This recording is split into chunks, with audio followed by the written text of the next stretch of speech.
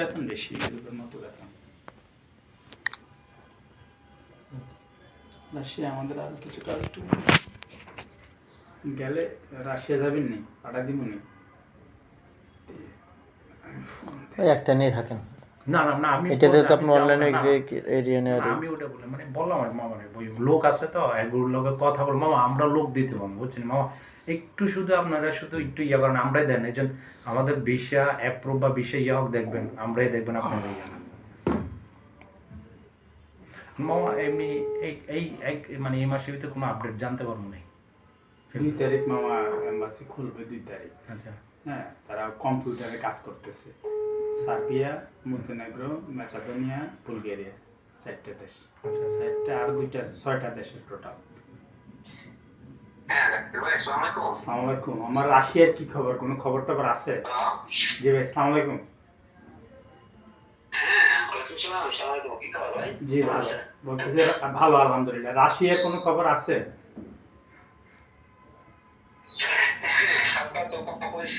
এখন প্রত্যেকটা সেক্টরের লেখা আছে ওখানে, ওটা তো পাঠানো হয়েছে আর ওদিকেও প্রত্যেকটা সেক্টরের সাথে ইয়া করে আসে জানাইবো। বলছে যে 2 দিন বা 2-4 দিন যাইবো এর ভিতরে ওখান থেকে। ড্রাইভারের কোনো কাজ নিব? ড্রাইভারের কি রাশিয়ার ভিতরে না অন্য কোথাও? রাশিয়ার জন্য ড্রাইভার নিব? সেটা বলতে পারি না, সে না বললে তো। আপনি একটু ওই মহিলাকে জিজ্ঞেস করেন যে ড্রাইভার লাগবে কিনা। এটা তো মহিলা করতে পারবো না, হয়তো আলাপ করবো। তবে আউটিস্টা যেটা না, ইতালির জন্য না তো, ইতালির জন্য না, ওই রাশিয়ার জন্য। হ্যাঁ বুঝছি তো, ওই আউটিস্টা। হ্যাঁ, কারণ ওই দেশে তো আর ওই গাড়িতে হ্যাঁ চালায় অতিস্তা বি। আর যে কোনো ফ্যাক্টরি মেট্রি যদি ইয়ে হয় তাহলে কি সেটাই হয়তো। আচ্ছা দেখ, আমার একটু জানাই রাশিয়া যদি ড্রাইভার লাগে। তোকে ওইটা হচ্ছে সম্পর্ক করে আমি জানাই দিই। আর ইনশাল্লাহ আশা করি এখানে হবে। তারপরে হয়তো প্রথমতার কাজ তো, এরপরে দেখা গেছে কাজের বা অনলাইন বুঝে নিলে আর অন্য কাজ যে কোনো কাজ আমরা বলবেন যে কোনো কাজ অন্য আছে।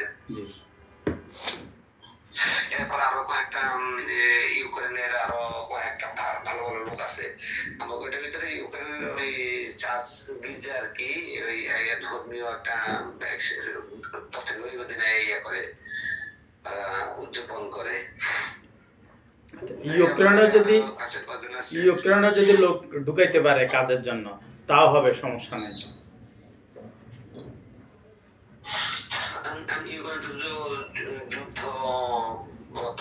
যুদ্ধ চলো, সমস্যা নাই, লোক ঢুকতে পারলো সরাইলাম ইউক্রেন থেকে অন্যদিকে লয়ে যাবো। ঠিক আছে, তবে করে ঢুকাতে যুদ্ধটা কমলে হয়তো ইয়ে করা যাবে, কারণ অনেক লোকের ইয়া চাহিদা হইব বা ইয়া পাওয়া যাবে। এটা এখন থেকে শুরু করতে হবে। করলে ইউক্রেনের কাজটা এখন থেকে শুরু করতে হবে, যুদ্ধ শুরু হইলে শেষ হওয়ার সাথে সাথে যেন আমরা লোক ঢুকাইতে পারি।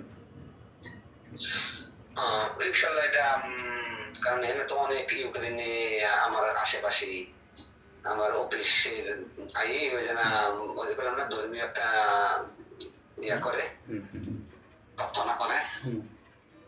যাকে আপনি এখন থেকে ইউক্রেনেরটা গুছাই রাখেন, ঠিক আছে?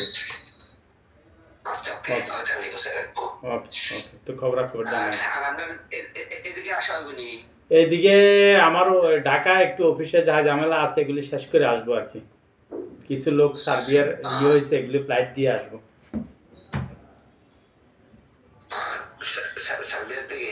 সার্বিয়ার কিছু বিষয় হয়েছে তো, এগুলি ম্যান পাওয়ার করতে দিচ্ছি, এগুলি ফ্লাইট দিয়ে তারপরে আসবো। সার্বিয়ার কি এমবাসি বাংলাদেশে আছে নাকি? না, ইন্ডিয়া। ইন্ডিয়াতে।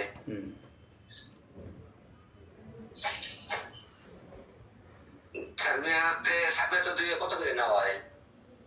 আমার তো সার্বিয়াতে 7 করে।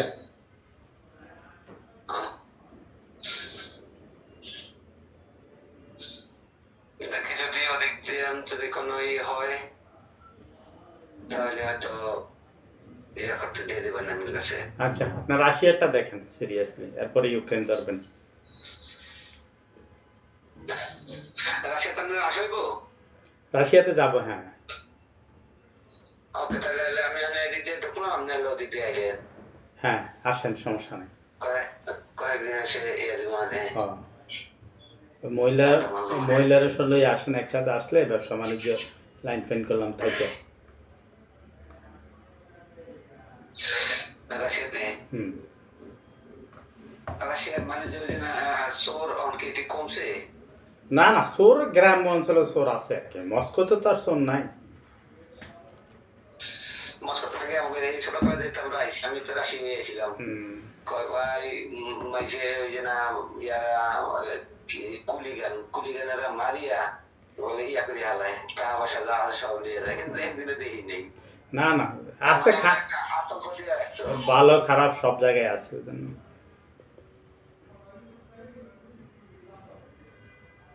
তো ঠিক আছে, ভালো থাকেন, কথা হবে ইনশাল্লাহ। আচ্ছা আসসালামু আলাইকুম। আচ্ছা ওকে।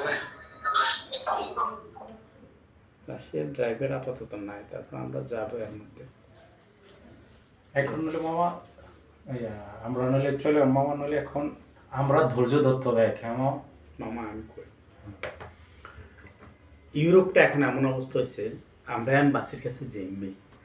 আমরা অবস্থাটা বলি, প্র্যাকটিক্যাল অবস্থাটা, ওয়ালাইকুম সালাম, প্র্যাকটিক্যাল অবস্থাটা বলি। আমরা রোমানিয়া যখন এমবাসি ঝামেলা লাগলো, আমরা রোমানিয়ার ঝামেলাটা শেষ করার জন্য মানে ভিসা দেওয়া কঠিন করে ফেললো, আমরা গেলাম সার্বিয়া, মন্তেনেগ্রো। সার্বিয়া কিন্তু আমার ভালো ভিসা হয়েছে।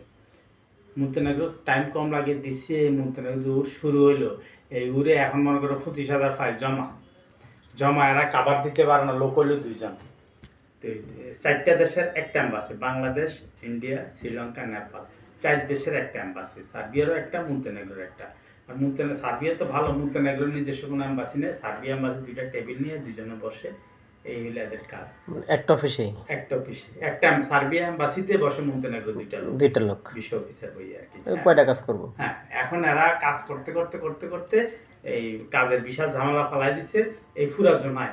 এখন এরা আগের সিস্টেমে কাজ করবে, নতুন সিস্টেমে কাজ করবে, ই ভিসা চালু করবে। এখন যারা নতুন পারমিট না জমা দিবে, ই ভিসা দিবে। ই ভিসা দিলে তারা হয়তো তাড়াতাড়ি হয়ে যাবে আর কি, আগের মতো ভিসা দিবে না, আগের সিস্টেমে দিবে না। আগের সিস্টেমে যে 6 মাসে তারা ভিসা দিতে পারে না এইসব এম্বাসিগুলো। তো এখন তারা এই ভিসা চালু করবে আমাদের এশিয়ার জন্য, এইটাই। এখন তাদের ভিসা পলিসির উপরে ডিপেন্ড করবে আমাদের ভাগ্য। অপেক্ষা করতে হবে, ভিসা রিজেক্ট করে দিলে আমরা কান্দা কাটতে কোনো যে মামা আসবে, তারপরে তো আর অপেক্ষা করা ছাড়া কোনো উপায় নেই। এখন মামা এই যে অনলাইন কোর্স আপনার একটা ধারণা আছে, একটা ধারণা মামা ধারণা হইলো মিনিমাম এই যে আমাদের সার্বিয়ার বিষয় হয়েছে নভেম্বরে, যেগুলি 5.5 মাস পরে। হ্যাঁ, কয়জন পাইছে? 5 জনের না? 5 জন। আর আরো না বলে কয়টা? আরো 5-15টা আছে। এইগুলি হচ্ছে 5-15টা ডিসেম্বরে পাওয়ার কথা। ডিসেম্বর যায় জানুয়ারি গেছে, জানুয়ারি যায় ফেব্রুয়ারি আসছে। মামা এখন এই মনে করে যে আমার কাছে টাকা আছে 10 টাকা, তুমি চাইছো, তোমার আমি দিব না, তা আমি চাইলে দিতে পারি। ঠিক বিষয়টা হইলে এমন, এরা কাজ করে না, চাইলে এরা ডেলি 500 কাজও করতে পারে। মানুষ পারে না এমন কোনো কাজ আছে? ওই আইসে 30-40টা দিছে, বিছানা ডেলিভারি 30-40টা, কিন্তু আজকে তো 60 দেশের 60 দুগুণে 800 জমা হয়েছে। অ্যাপ্রুভ আসলে কিভাবে বুঝবেন আপনি? ইমেল আসবে, আপনার এখানে ইমেল আসবে, আপনি আমাদের আইডিতে। মেইল আসলে তখন বিষাতিং একটা এজেন্সি আছে, পাসপোর্ট দিয়ে দিলে এরা টোটাল কাজ করে নিয়ে আসে আর কি। 25,000 15,000 করে নেয় আমাদের থেকে, 15,000। আর তুমি গেলে 25,000 নেবে। মানে আমরা যারা এজেন্সি রিক্রুটিং এজেন্সি আছে, আবার একটা ইয়ে আছে, ডিসকাউন্ট আছে। বুঝছি। যাক, এমন মামা দেখেন আমগুলো লেগে দরকার না, আর আপনি থাকা অবস্থা আমাদের অ্যাপ্রুভটা হয়ে যাবে ইনশাল্লাহ। আমার নইলে চলে গেলাম। আর আমাদের কি অবস্থা, এখন কি করবো? তুমি ওনার সাথে যোগাযোগ করো, ঠিক আছে? যোগাযোগ করে আসলে সিরিয়াসলি কথা বলবো। কথা না বললে না বলে মামা দেখেন আমার কিন্তু ফিট দেয়ালে ঠিকই গেছে, পরে কিন্তু মামা আপনিও বিপদে পারবেন, আমারও বিপদে, আমারও কিছু করতে পারবেন না। আমি কিন্তু মামা আইনের আশ্রয় নেব, একটা ধমক দিয়ে দেবে, বুঝছো? এবার আমি তো আসলে তো আমি চাপ দিবই। ওই না, সত্য কথা বলতে আমি এটা নিয়ে আমি আমার খালাতো ভাইয়ের সাথে আলাপ করছি, চট্টগ্রাম বিভাগে এনে চাইতে আছে, পরে বলছে তুমি ভালো মতো কথা বলো, তারপর দেখতেছি, তার সাথে খোলামেলাভাবে কথা বলো।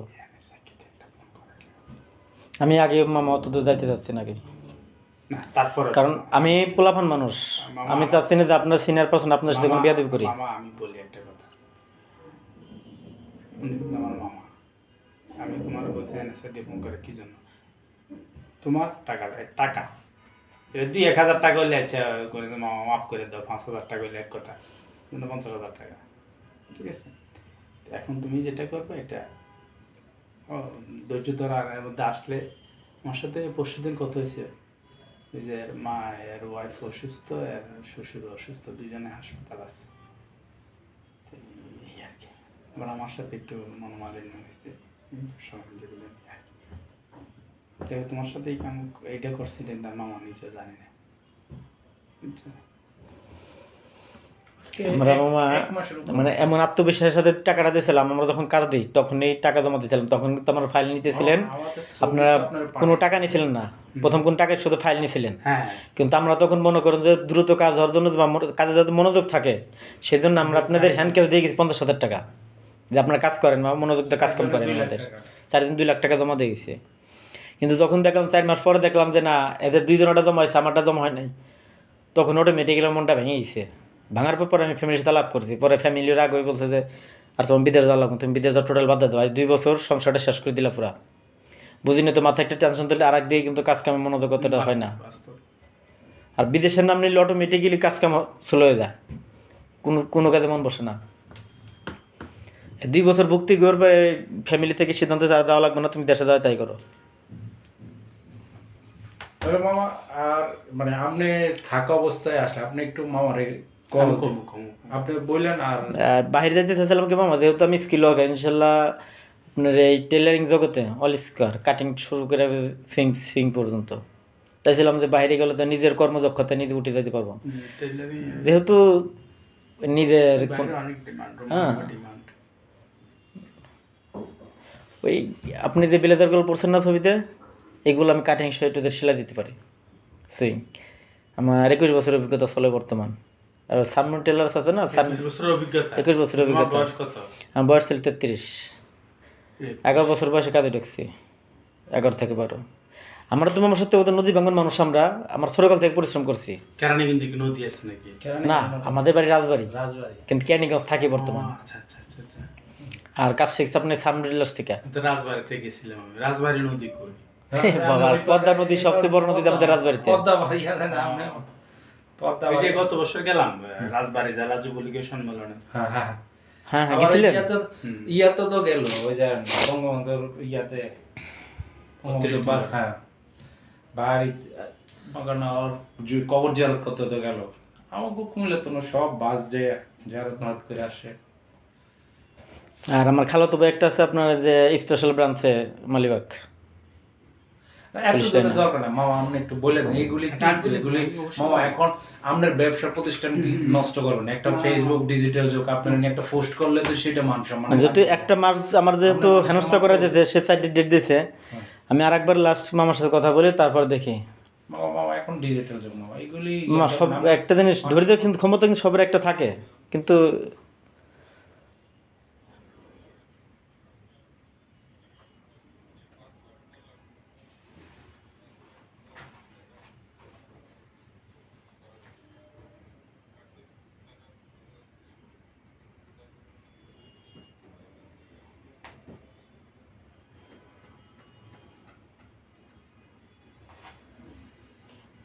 চলে। মিন্টু ভাই, পাসওয়ার্ডের জন্য তো আমি আপনাকে ফোন করছিলাম, খেয়াল আছে? পাসওয়ার্ড তো আমি নিজেও জানি না। ওকে চলেন মামা।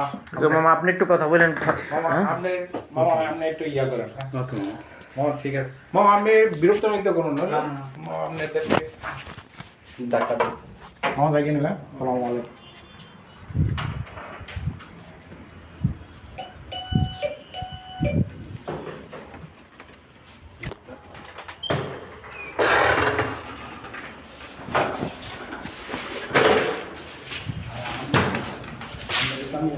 ফেসবুকের মাধ্যমে পোস্ট আমি সত্য কথা বলতে আমার খেলাধুলা সারা লাভ করছি, যেটা স্পেশাল গান, হ্যাঁ ভিডিও করে সেটা নাম্বার ভাই আপনি এটার ভিতরে চাকরি করেন, সে বললো আমার নাম্বার দিয়ে সে লাভ করবো না। ভিডিও করে কল দিছে কোনটা? হ্যাঁ যাইতেছে, গুড, ঠিক আছে।